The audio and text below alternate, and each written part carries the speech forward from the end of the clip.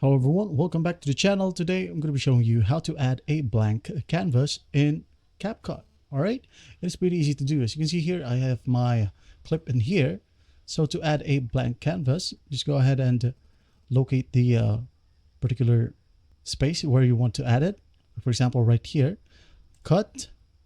And as you can see here, when we move it right in this section, you won't be able to move it. Just go ahead and click on this magnet icon right here. Turn off main track magnet. Click on it. As you can see here, when you move it out, you'll have a blank canvas. Now to add your own canvas, just go ahead and look it up online if you want to. For example, here, like this one. All right. Just go ahead and download it. Save images, desktop. Then go back to CapCut, import, and desktop here, open.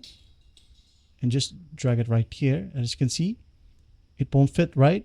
Just go ahead and use the cutting tool right here or shrinking tool. As you can see, then move.